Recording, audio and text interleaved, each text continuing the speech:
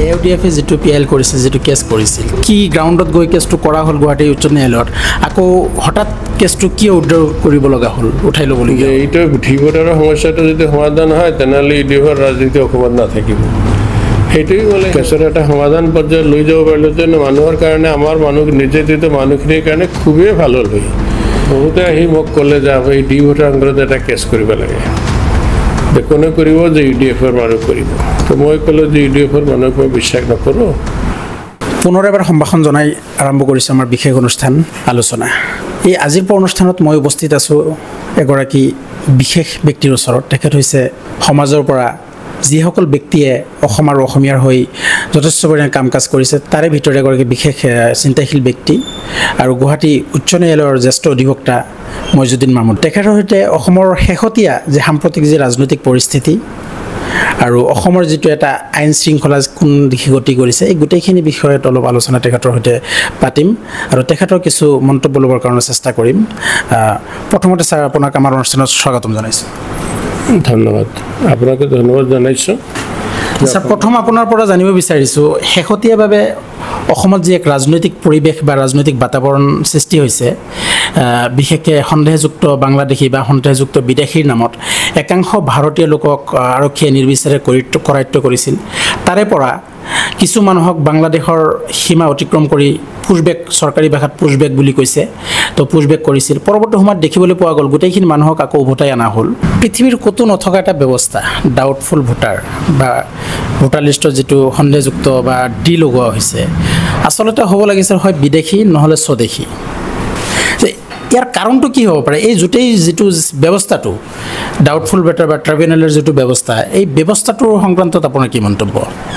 যিসকলে নিৰ্বিচাৰে মানুহক দিছে প্ৰথম কথা হৈছে পৃথিৱীৰ প্ৰত্যেকটা ৰাষ্ট্ৰৰ কিছুমান নীতি নিয়ম আছে যে কোনো দেশৰ মানুহ যদি অন্য দেশত যায় সেইজন মানুহক বিতৰণ কৰিবলৈ হ'লে কিছুমান প্ৰক্ৰিয়া আছে যেনেকুৱা দুখন দেশৰ মাজত ট্ৰাইপাৰ্টি এগ্ৰিমেণ্ট থাকে বা বিভিন্ন দেশৰ মাজত এমং দ্য নেশ্যনছ এগ্ৰিমেণ্ট থাকে সেইবিলাক এগ্ৰিমেণ্টৰ কিছুমান টাৰ্মছ এণ্ড কণ্ডিশ্যন থাকে সেই টাৰ্মছ এণ্ড কণ্ডিশ্যন মতে মানুহবিলাকক বিতৰণ কৰা হয় কিন্তু তাৰ আগতে কিছুমান লিগেল প্ৰচেছ আছে এই লিগেল প্ৰচেছবিলাক পালন কৰিব লাগে আৰু পালন কৰিব নালাগে এইটো মানে খালি লাগে নহয় মানে খুব সাংঘাতিকভাৱে লাগে চাওক 1985 চনত এটা declaration of basic principle of justice for victims of crime and abuse of power এই বস্তুটো সংক্ৰান্তত ইউনাইটেড নেশ্যন জেনেৰেল এছেম্বলিয়ে 1985 এটা ৰেজলিউশ্যন লৈছিলে যে যিবিলাক এনেকুৱা ধৰণৰ মানুহ ভিক্টিম হ'ব বা তেওঁলোকক ক্ৰিমিনেল বুলি কোৱা হ'ব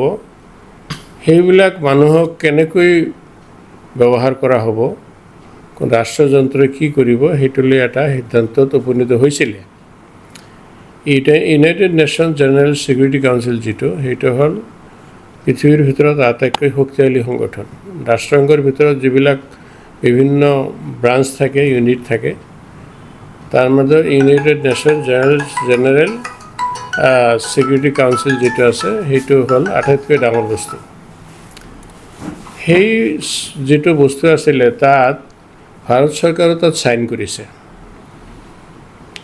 কিন্তু দুৰ্ভাগ্যৰ কথা এইটোই যে সাইন কৰা সত্ত্বেও সেইবিলাকৰ কোনো নীতি নিয়ম ভাৰত চৰকাৰে পালন কৰা নাই বা অসম চৰকাৰেও পালন কৰা নাই ৰাতিৰ অন্ধকাৰত মানুহবিলাকক উঠাই লৈ গৈছে তেওঁ বাংলাদেশী হয়নে নহয় সেইটো বাদ বিচাৰ কৰা নাই আৰু আটাইতকৈ ডাঙৰ কথা আমাৰ ইণ্ডিয়াৰ সুপ্ৰিম কোৰ্টে কৈছে যে মানুহ এজনক ধৰিলে তো কি কাৰণত ধৰা হ'ল এই কথাটো তেওঁৰ পৰিয়ালৰ মানুহক জনাব লাগিব আৰু ক'ত কেনেকৈ ৰাখা হ'ব সেইটোও জনাব লাগিব কিন্তু এইবাৰ এই বস্তুটো আমি অদ্ভুত দেখা পালোঁ যে এই বস্তুটো একেবাৰে গোপনে ৰাখা হৈছে কিছুমানে পুছবেক কৰিছে বাংলাদেশৰ বিজিবি যেটো আছে তেওঁলোকে এটা গ্ৰহণ কৰা নাই নো মেন্স ল্যান্ড বুলি এটা জায়গা আছে যি কোনো দেশৰে তাত নপৰে তাতে তেওঁলোকে ৰদ বৰষুণত তিতি বাচ্চা লৈ কেনেকৈ আছে, সেইটো খুব হৃদয় বিদাৰক দৃশ্য। এনেকুৱা দৃশ্য বৰ্তমান সভ্যজগতত আমি কেতিয়াও লক্ষ্য কৰা নাই। আৰু এইবিলাক কথাৰ কাৰণে আমাৰ সুপ্ৰিম কোৰ্টত এটা কেছ হৈছিলে, সেইটো কৰিছিলে মহম্মদ সলিমুল্লাই কৰিছিলে যে যিবিলাক আপোনাৰ ৰোহিংগীয়া ৰিফিউজি তেওঁলোকক ইণ্ডিয়ান গভৰ্ণমেণ্টে বিতৰণ কৰিব খুজিছিলে। তে সুপ্ৰিম কোৰ্টে কৈ দিলে যে যদিও তেওঁলোকে একচেপ্টেড বিদেশী, আমাৰ যিবিলাক অসমৰ পৰা গৈছে তেওঁলোক একচেপ্টেড বিদেশী নহয়, এডমিটেড বিদেশী নহয়, তেওঁলোকে সদায় কৈ আছে আমি ভাৰতীয় নাগৰিক, কিন্তু ৰোহিংগীয়াবিলাকে চিধা কয় আমি বাৰ্মাৰ নাগৰিক। গতিকে সুপ্ৰিম কোৰ্টে কৈ দিলে তেওঁলোকে একচেপ্টেড বিদেশী, এডমিটেড বিদেশী, কিন্তু সেইবুলি তুমি তেওঁলোকক য'তে মতে খেদিব নোৱাৰা। তাৰ কাৰণে এটা লফুল প্ৰচিডিউৰত তেওঁলোকে পুছবেক কৰিব লাগিব। তেনেকুৱা ক্ষেত্ৰত আৰু এইবিলাক হ'ল ডিছপিউটেড কথা। তেনেকুৱা মানুহবিলাকো এনেকৈ তেওঁলোকে যধে মধে ধৰিছে, ৰাতিৰ অন্ধকাৰত লৈ গৈছে আৰু পৰিয়ালবৰ্গক জনোৱা নাই। এনেকুৱা ঘটনা পৃথিৱীৰ ইতিহাসত বিৰল। আৰু এটা জেনেভা কনভেনশ্যনত এটা কথা কোৱা হৈছিলে যে universal declaration of human rights 1948, তাতে কৈছে মানুহৰ চিভিল পলিটিকেল যিটো লিবাৰ্টি সেই বস্তুটো সংৰক্ষিত হ'ব লাগিব। আৰু যিটো আমাৰ ভাৰতীয় সংবিধানৰ আৰ্টিকেল 21ত এই কথাটো স্বীকাৰ কৰা হৈছে, right to life with dignity, মানে সসন্মানে মানুহ এজন জীয়াই থাকিবৰ কাৰণে অধিকাৰ তেওঁক দিব লাগিব, যদি তেওঁ বিদেশীও হয়। স্বদেশী হ'লেতো সম্পূৰ্ণ বেলেগ কথা, বিদেশী হ'লেও তেওঁলোকক যিটো মানে চিভিল লিবাৰ্টি, যিখিনি পলিটিকেল লিবাৰ্টি তেওঁলোকে নাপায়, কিন্তু civil liberty with dignity, with human dignity, সেই বস্তুটো তেওঁলোককো দিয়া হৈছে। আৰু এই বস্তুটো universal declaration of human rights Geneva কনভেনশ্যনে 1948ত এইটো গ্ৰহণ কৰিছে আৰু ভাৰত চৰকাৰ তাত সন্মতি জনাইছে, তাত ছিগনেচাৰ কৰিছে। তাৰমানে যি ৰাষ্ট্ৰ তাত ছিগনেচাৰ কৰিছে সেই ৰাষ্ট্ৰবিলাকে সেই নীতিবিলাক মানিবলৈ বাধ্য। কিন্তু বৰ্তমান দেখা গৈছে চৰকাৰে এইবিলাক এটা নীতিও পালন কৰা নাই। এতিয়া ইয়াৰ মাজতে আমি এটা কথা ক'ব লাগিব যে এই নীতিবিলাক পালন কৰা হোৱা নাই, তাৰ ফলশ্ৰুতিত কি হৈছে? আজি ভাৰতবৰ্ষ ক'বলৈ গ'লে এটা অকলশৰীয়া ৰাষ্ট্ৰ হৈ পৰিছে। তেওঁলোকে আজি বিভিন্ন দেশত প্ৰতিনিধি পঠাইছে, যিবিলাক পঠাইছে ৰাজনৈতিক আৰু কূটনৈতিকভাৱে তেওঁলোকে গৈছে যাতে ভাৰতৰ পক্ষ ৰাখিবৰ কাৰণে। কিন্তু এটা দেশে প্ৰশ্ন কৰিছে যে আপোনালোকে যে আহিছে, আপোনালোকৰ দেশটো কোন পাৰ্টীয়ে শাসন কৰি আছে? তেওঁলোকে কৈছে ভাৰতীয় জনতা পাৰ্টীয়ে শাসন কৰি আছে। ভাৰতীয় জনতা পাৰ্টীৰ পৰা কোনো MP বা MLA বা মিনিষ্টাৰ আহিছে নেকি ইয়াত? নাই, কাৰণ ভাৰতীয় জনতা পাৰ্টীয়ে এজনৰ পাৰ্লামেণ্টৰ সদস্যক টিকেট দিয়া নাই।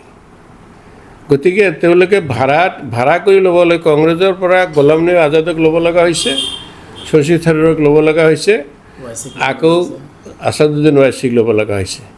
কিন্তু তেতিয়া সিহঁতে এই প্ৰশ্নটো কৰিছে যে যি দলে শাসন কৰি আছে, যি ভাৰতবৰ্ষত প্ৰায় 20ৰ পৰা 25 কোটি মুছলমান মানুহ থাকে, তাত আপোনালোকৰ দলৰ কোনোবা MP আছেনে?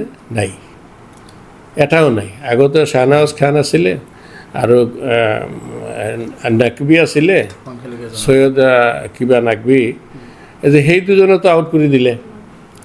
গতিকে যেতিয়া এই কথাটো কয় আমাৰ প্ৰতিনিধিবিলাক, মুখতাৰ আব্বাছ নাকবি, আমাৰ প্ৰতিনিধিবিলাকক যেতিয়া এই কথাটো সোধে, তেতিয়া সবেই মানে আপোনাৰ মানে মুখটো লগে লগে মানে হেৰি হৈ যায় যে আৰু এই কথাটো সঁচা যে 20-25 কোটি মুছলমান য'ত থাকে তাত এজনো মুছলমান MP BJP দলে টিকেট দিয়া নাই। আৰু আজি তেওঁলোকে কূটনৈতিক কথাবিলাক জানাবৰ কাৰণে, ভাৰতৰ পক্ষ ৰখাৰ কাৰণে বেলেগ দলৰ পৰা মুছলমান মানুহ হাওলাত কৰিব লগা হৈছে।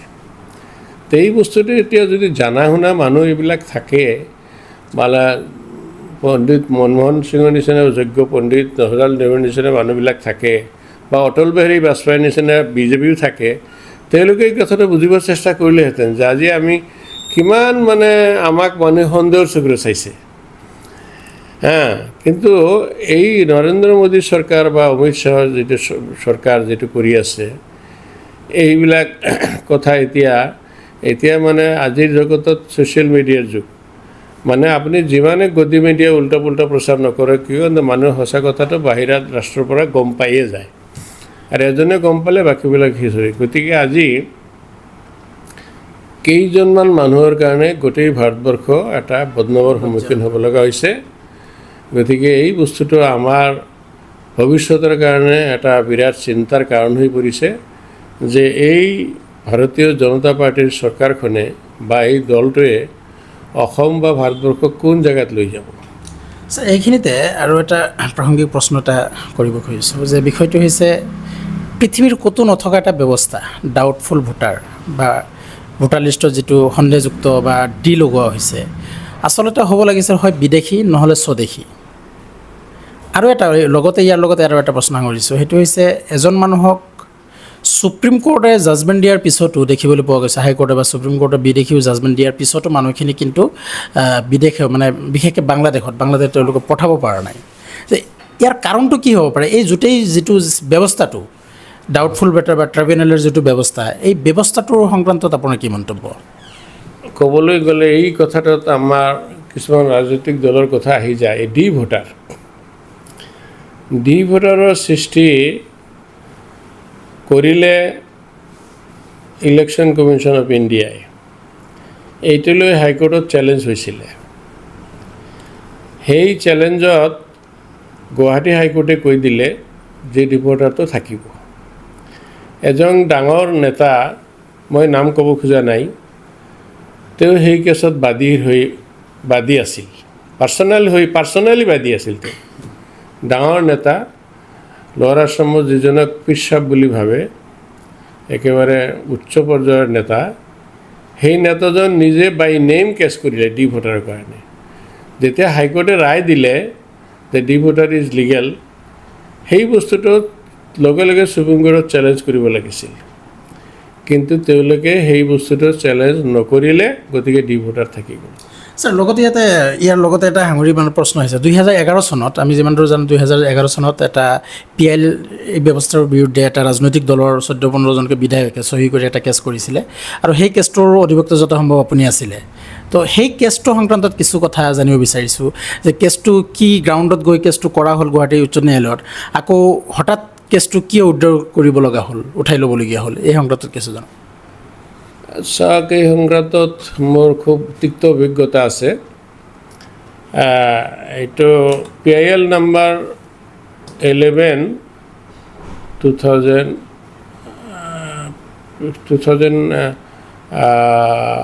এইটো 2000 কিমান হ'ব, 2011 হ'ব পাৰে। হয়, এদিনাখন মোৰ তেতিয়া শিক্ষাগুৰু আছিলে, তেওঁ আছিল আপোনাৰ জলেশ্বৰ সমষ্টিৰ MLA আছিলে, জাহাংগীৰ হুছেইন নামটো কয়, এনে তেওঁক মনোহৰ হুছেইন বুলি কয়।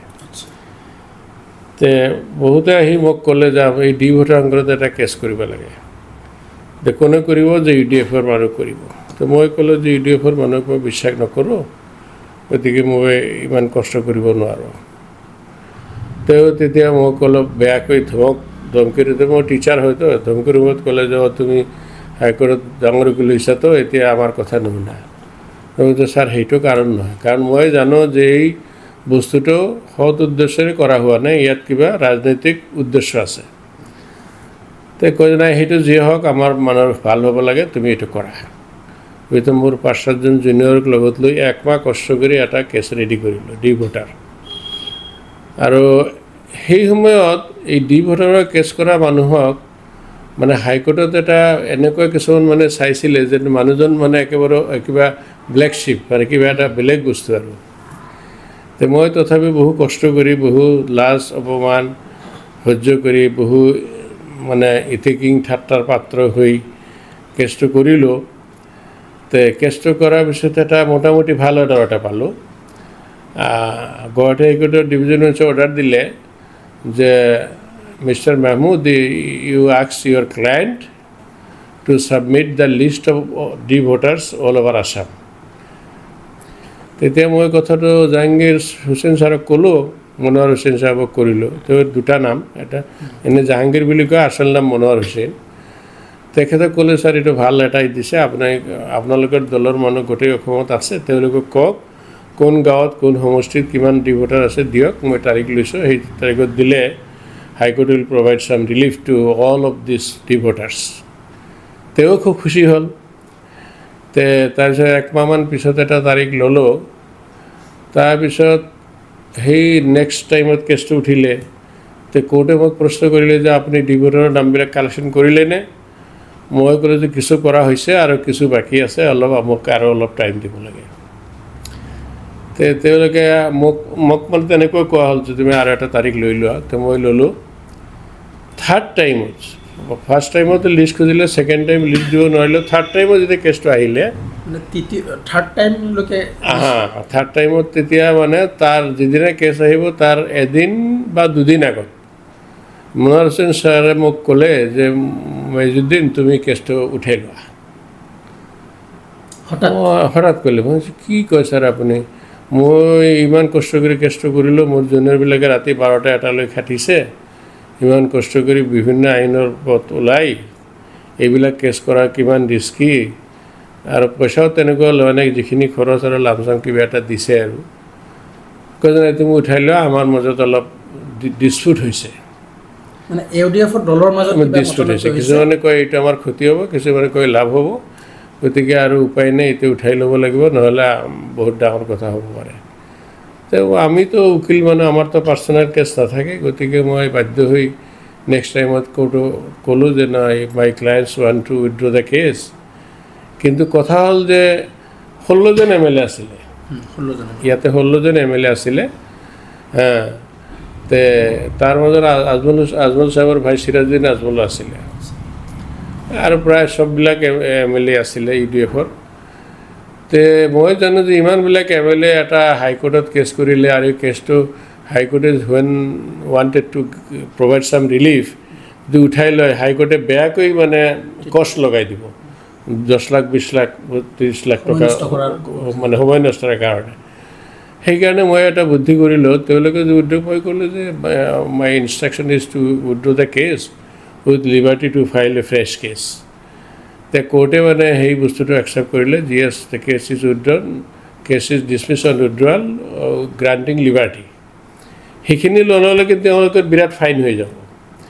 কিন্তু তাৰপিছত মই ক'লোঁ, মইতো মনতো বেয়া লাগিলে, আৰু মই সিহঁতক ক'লোঁ যে আপোনালোকে এইটো কৰাটো খুব অন্যায় কৰিলে, মোক মিছা মিছা ঘটালে, আৰু ময়ো একেবাৰে এনে এটা সময় হৈছিল যে মই কিছুমান মানুহে মোক দেখি বৰ ঘৰতো মানে একেবাৰে এটা ভয়ৰ সৃষ্টি হৈ গৈছে। সেই দিনটোৰ প্ৰস্তুতি সংক্ৰান্তত কিছু কথা ক'ব, যোনদিনা আপুনি কেছটো উঠাই ল'ব লগা হ'ল। সেইদিনাতো মই আৰু মোৰ জুনিয়ৰ গোটেইকেইটাই খুব বেয়া পাইছে, খুব দুখ পাইছে যে ইমান কষ্ট কৰি এটা কোৰ্টৰ এটা ভিউ ভাল আহিল। তেতিয়া লিষ্ট খোজাবা নেকি, তেওঁলোকে এটা ৰিলিফ দিব, এটা এনে যে লিষ্ট খোজা নাই হাইকোৰ্টে, আৰু তাৰ ডিভিজন খুবেই ভাল ৰাখা আছিল। তাৰমানে এওঁলোকক কাৰণ ক'লোঁ না, ডি ভোটাৰ বুলি কোনো ভোটাৰ হ'ব নোৱাৰে, আৰু যিটো ডি ভোটাৰৰ সৃষ্টি কৰিলে সেই ঘটনাটো আগত হৈছে, সেইটো ছিংগল বেঞ্চৰ অৰ্ডাৰ আছিলে, আৰু এইটো মই যিটো ক'লোঁ ডিভিজন বেঞ্চৰ অৰ্ডাৰ। গতিকে ইনডাইৰেক্টলি সেই কেছটো ইয়াৰ দ্বাৰা শেষ হৈ গ'ল হয়। কিন্তু বস্তুটো মানে উঠাই লোৱাৰ কাৰণে এই আগৰ ডি ভোটাৰ ছিংগল বেঞ্চত যিটো দিলে সেইটোৱে থাকি গ'ল, ডিভিজন বেঞ্চত দিয়াটো সেইটো উঠাই ল'লোঁ উইদাউট এনি ৰিজাল্ট। সেইটো এটা ডাঙৰ এটা ছেটবেক। তাৰপিছত মুছলিম মণ্ডলৰ কেছটো কৰিলোঁ। মুছলিম মণ্ডলৰ কেছত কিছু আশা দেখা গ'ল, ভাল অৰ্ডাৰ দিলে গুৱাহাটী হাইকোৰ্টে ফুল বেঞ্চে, একেবাৰে খুবেই ভাল অৰ্ডাৰ দিলে ক'ব লাগে। তেতিয়া জিঅ'গ্ৰাফিৰ যিটো ছিটুৱেশ্যনত ভাল অৰ্ডাৰ দিলে ফুল বেঞ্চে, 3জন জাজে। তাৰপিছত সেইটোলৈ আকৌ অসম চৰকাৰে, আপুনি এতিয়া কি ক'ব, অসম চৰকাৰে তেতিয়া কি কৰিলে, সেই ফুল বেঞ্চৰ এটা ৰায় যিটো ছেকশ্যন 9 ফৰেইনাৰ ছেক্টৰত যিটো আছে যে মানুহজনে প্ৰমাণ কৰিব, মানে পুলিচে কৈ দিলে হ'ল যে মানুহজন বিদেশী, এতিয়া একো নালাগে, মানুহজনে প্ৰমাণ কৰিব লাগে মই বিদেশী নহয় স্বদেশী। কাগজ পত্ৰ গভৰ্ণমেণ্টৰ হাততে, গভৰ্ণমেণ্টে কাগজ কেতিয়াবা দিয়ে কেতিয়াবা নিদিয়ে। তেতিয়া এইটো সুপ্ৰিম কোৰ্টত এইটো যেতিয়া আহি গ'ল, এওঁলোকে ৰিভিউ পিটিশ্যন ফাইল কৰিলে চৰকাৰে তো মই ক'লোঁ যে এটা ভাল হেৰি কৰক, তো আমি আৰ্গুমেণ্ট যথেষ্ট কৰিলোঁ, কিন্তু সেই ছেকশ্যন 9টো সংক্ৰান্ত হাইকোৰ্টত যিটো ৰায় দিলে সেইটো আমাৰ এইবিলাক যিবিলাক ডি ভোটাৰ বা সন্দেহযুক্ত নাগৰিক বুলি তথাকথিত ভাষাত কোৱা হয়, তেওঁলোকৰ কাৰণে বহুত ক্ষতিৰ কাৰণ হ'ল। ক্ষতিৰ কাৰণ হোৱাৰ কাৰণে মই ক'লোঁ যে এইটো সুপ্ৰিম কোৰ্টত আমি যাব লাগে। তো মৌলানা আজমল সাহেবে এদিন মোক মাতিলে এই সিৰাজুদ্দিন সাহেবৰ বাংলাত ইয়াতে দিছপুৰ কোৱাৰ্টাৰত। মই গ'লোঁ আৰু কেইজনমান মোৰ জুনিয়ৰ আছিল লগত গ'লোঁ। তো তেওঁলোকে ক'লে যে এইটো আপিল কৰিব লাগে, তেওঁলোকেও ক'লে আপিল কৰিব লাগে, আৰু মোক ক'লে মৌলানা আজমল সাহেব আপুনি নেতৃত্ব দিব এইটো সুপ্ৰিম কোৰ্টত, আপোনাৰ অহা যোৱাৰ যিমান খৰচ বা ফিজ টিজ লাগে আমি দিম। তাৰপিছত আমি গ'লোঁ, ফিজ টিজটো মই একো লোৱা নাই, খালি সিহঁতে লগতে হাফিজ বছিৰ কাছেমি গ'ল আৰু জিনত মোল্লা গ'ল সুপ্ৰিম কোৰ্টত গ'ল, মোৰ লগত তেওঁলোক গ'ল, আৰু এজন কোনোবা এজন MLA আৰু এজন আমিনুল ইছলাম আছিল নেকি, মই ঠিকমতে মনত কৰিব পৰা নাই। তো তাতে দৌৰি যেতিয়া মই দিল্লীত গ'লোঁ, এতিয়া গৈ দেখোঁ যে হোজাইৰ এজন এডভকেট আছে, সি মানে একেবাৰে ক'ব গ'লে মানে আমাৰ তুলনাত কোনো উকিলেই নহয়, কোনো এই ফৰেইনাৰ্ছ মেটাৰ কোনো আইডিয়াই নাই। সেই উকিলজনে যি কয় এই মই বছিৰ কাছেমি তাকে শুনে। তো মই তেতিয়া খুব বেয়াকৈ গালি দিলোঁ যে মোক আপোনালোকে কি কৰি আনিলে আৰু ইয়াতে সি কি আৰম্ভ কৰিছে। একেবাৰে MLA দুজনজন আছিলে, জিনত মোল্লা আছিলে, আৰু এই উকিল চবকেইটা বেয়াকৈ, মই খঙাল মানুহটো, খুব বেয়াকৈ গালি দি যে আপোনালোকৰ নিচিনা থাৰ্ড ক্লাছ মানুহ মই পৃথিৱীত দেখা নাই, এনেকৈ মোক আনিলে, ঠগালে, আৰু ইয়াতে এজন সি একো নাজানে, সি তাৰ কথা মই শুনিম নেকি? He will work under me, I will not work under him, কাৰণ সি নাজানে একো। এতিয়া চিলেটীয়া মানুহ এজনক ধৰিলে, তো মই গোটেই গুচি মোক আৰু যাওঁতে বিমান ভাড়াটো তেওঁলোকেই দিলে, আহোঁতে আৰু মই খং কৰি গুচি মোৰ হেৰি হোটেলৰ যিমান বিল টিল আছিল ফ্লাইট দি মই গুচি আহিলোঁ। আকৌ সেই একে প্ৰশ্নলৈ আহিছোঁ যে AUDFে যিটো PIL কৰিছিল, যিটো কেছ কৰিছিল, কেছটো আপুনি কোৱা মতে ভাল, যথেষ্ট পজিটিভ পৰ্যায়ত কেছটো আছিলে, কিন্তু হঠাৎকৈ যে কেছটো উইথড্ৰ কৰিলে, এই সংক্ৰান্ত আগতীয়াকৈ আপোনাৰ লগত কিবা আলোচনা হৈছিল নে? আৰু পিছলৈ আপুনি তেওঁলোক যে উইথড্ৰ কৰিলে, কি কাৰণত উইথড্ৰ কৰিলে, সেই কথা সংক্ৰান্ত কিবা আলোচনা হৈছিল নে? না, মোক আগতীয়াকৈ জানে কেছৰ যিদিন লিষ্ট হ'ল কেছটো তাৰ এদিন বা দুদিন আগতে ক'লে উঠাই ল'ব লাগে, আৰু আমাৰ মাজত ডিছপুট হৈছে। এতিয়া কি ডিছপুট হৈছে সেইটোতো ক'বলৈ টান পালে, তো এক্সিষ্টিং MLA তেতিয়া হয়তো পাৰ্টি লেভেলত তেওঁৰ কোনো ক্ষতি হ'ব পাৰে, তেওঁক ক'ব পাৰে, মোক সেইবিলাক কোৱা নাই। ক্ষতি মানে মই বুজিব পৰা নাই আচলতে। যদি পজিটিভ এটা দিশ আছিলে, হয়তো এনেকুৱা হ'লেহেঁতেন সেই কেছটো শেষলৈ যদি আমি ড্ৰাইভ দিব পাৰিলোঁ হয়, তেন্তে নিশ্চিতভাৱে এই ডি ভোটাৰ ব্যৱস্থাটো আজি যিটো মানুহ, যিমান মানুহ লাখ লাখ মানুহ ভুক্তভোগী হৈ আছে, ইয়াৰ পৰা নিশ্চিতভাৱে ৰিলিফ পোৱাৰ আশা এটা আছিল। কিন্তু আপুনি কি ভাবে, তেওঁলোকে কি কাৰণত কেছটো উইথড্ৰ কৰিলে? না, ফাৰ্ষ্ট কথা হ'ল এই কেছটোতো আমি যদি মানে আন্তৰিকভাৱে আমি যদি একটা লজিকেল কনক্লুজন যিটো কেছৰ এটা সমাধান পৰ্যায়ত লৈ যাব পাৰিলোঁহেঁতেন, মানুহৰ কাৰণে, আমাৰ মানুহ নিৰ্যাতিত মানুহখিনিৰ কাৰণে খুবেই ভাল হ'ল হয়। কিন্তু এতিয়া কি কাৰণে তেওঁলোকে সুধিলে, মই পিছত এনে কাণে শুনিছোঁ যে এইটো মই শুনিছোঁ, আৰু এইটো মই কোনো প্ৰমাণ দিব নোৱাৰিম, কাৰণ যিহেতু মোৰ আগত কোৱা নাই, যে এইটো ডি ভোটাৰৰ সমস্যাটো যদি সমাধান হয় তেনেহ'লে UDFৰ ৰাজনীতি অসমত নাথাকিব। সেইটোৱেই বোলে সিহঁতৰ মানে মেইন চিন্তাধাৰা আছিলে। এইখিনি মই শুনিছোঁ, কিন্তু মোৰ আগত ক'বৰ সাহসো নাপায়, কাৰণ সেইটো সিহঁতে খুব ভালদৰে জানে। শেষ প্ৰশ্নলৈ আহিছোঁ। সাম্প্ৰতিক যিটো ৰাজনৈতিক পৰিৱেশ বা সময়ে সময়ে দেখিবলৈ পোৱা গৈছে, কংগ্ৰেছৰ কিছু ভুল নীতিয়ে হওক বা যিকোনো কাৰণতে সময়ে সময়ে অসমত বা স্বাধীনতাৰ কালৰ পৰা কেইবাবাৰো সংখ্যালঘু কেন্দ্ৰিক, বিশেষকৈ সংখ্যালঘু মানুহখিনিক ৰাজনৈতিক আৰু সামাজিক ন্যায় দিবৰ কাৰণে কেইবাটাও ৰাজনৈতিক দল গঠন হৈছে। স্বাধীনতাৰ পিছত যদি দেখিবলৈ পাওঁ আমি UMF আছিল, সেই UMFৰ ভগ্নাৱশেষত থিয় হৈ আকৌ এবাৰ UDF জন্মগ্ৰহণ কৰিলে। আজি 20 বছৰ হ'ল UDF দলটো, আজি 20 বছৰ। এই 20 বছৰ যিটো পৰিক্ৰমা, তেওঁলোকৰ ৰাজনৈতিক যিটো পৰিক্ৰমা আৰু বৰ্তমান যি স্থিতি তেওঁলোকৰ, এই দলটোৰ প্ৰাসংগিকতা আৰু দলটোৰ ভৱিষ্যত সংক্ৰান্তত আপুনি কি ক'ব? আপুনি সন্তুষ্ট নে এওঁলোকৰ ৰাজনৈতিক দৰ্শন বা ৰাজনৈতিক গোটেইখিনি ব্যৱস্থাৰ ওপৰত? চাওক, মই যি ভাবোঁ, সংখ্যালঘুবিলাকে ভাৰতবৰ্ষৰ নিচিনা এখন জেগাত নিজৰ দল কৰা উচিত নহয়। কাৰণ আজি যদি আমি এইবিলাক দল কৰাৰ কাৰণে আজি বিজেপি ষ্ট্ৰংগাৰ হৈ গ'ল আৰু যাৰ কাৰণত আমাৰ কষ্ট কংগ্ৰেছে আমাৰ খুব ভাল কৰিছে এইটো বুলি নকওঁ কংগ্ৰেছে আমাৰ বহুত ক্ষতি কৰিছে বহুতেই কৰিছে তেওঁলোকে ইচ্ছা কৰিলে NRC-টো আৰামছে তেতিয়া কৰি ফাইনেলাইজ কৰিব পাৰিলেহেঁতেন সেইটো কৰা নাই নকৰাৰ কাৰণে আজি সেই NRC লৈ খেলা ধূলা চলি আছে মানে খেলা ধূলা মানে একেবাৰে অন্তহীন খেলা এবাৰ কৰি সুপ্ৰিম কোৰ্টৰ তত্ত্বাৱধান হয় এইটো বুলি এতিয়া ঠিক হোৱা নাই কালি এটা কৰিব মানে যেতিয়ালৈ মুছলমানৰ নাম NRC-ত থাকিব তেতিয়ালৈ NRC কেতিয়া শুদ্ধ বুলি নহয় আৰু বৰ্তমান যিটো টেণ্ডেঞ্চি দেখা যায় গতিকে মোৰ বোধেৰে দেখা যায় যে মুছলমান মানুহে নিজস্বভাৱে কোনো দল UDF কওক UMF কওক বা অন্য কোনো দল কৰা উচিত নহয় বৰঞ্চ মেইন ষ্ট্ৰীমৰ যিবিলাক দল আছে সেই যিবিলাক সেকুলাৰ যিটো পাৰ্টি সেইবিলাকৰ লগত পুৰাদমে থাকি আমাৰ এটা যদি ছাবষ্টেঞ্চিয়েল এটা নাম্বাৰ অফ আমি MLA MP আনিব পাৰোঁ তেনেহ'লে আমাৰ এটা থাকিব আজি এই গভৰ্ণমেণ্টত আমাৰ কোনো নাই ডিচিশ্যন মেকিং চিঞৰি আছে 2-4জন MLA আমাৰ UDF কৰা শ্বেৰৱান আলী চাহাবে যথেষ্ট চিঞৰ বাখৰ কৰে ৰফিকুল ইছলামে মাজে মাজে চিঞৰ বাখৰ কৰে ভাল চেষ্টাই কৰে কিন্তু কামটো একো কৰিব পৰা নাই কাৰণ পাৱাৰত থাকিব লাগিব পাৱাৰততো আজি নাই আগত আমাৰ 3-4জনকৈ কেবিনেট মিনিষ্টাৰ আছিলে 2জনকৈ ষ্টেট মিনিষ্টাৰ তেওঁলোকে দে কুড ডু ছামথিং বাই দেমছেল্ফ সিহঁতে কিন্তু এতিয়াতো একো কৰিব নোৱাৰে সমস্ত পাৱাৰ মানে এটা দলৰ হাতত সেই দলৰ মুৰব্বীয়ে যি কয় সেইটোৱেই হৈ আছে আৰু সেই দলৰ মুৰব্বীয়ে যেতিয়া ধৰি লওক আজি হেমন্ত বিশ্ব শৰ্মা অসমৰ মুখ্যমন্ত্ৰী আমি ভাবোঁ তেওঁ অসমৰ মুখ্যমন্ত্ৰী তেওঁতো হিন্দুৰ মুখ্যমন্ত্ৰী নহয় মুছলমানৰ মুখ্যমন্ত্ৰী নহয়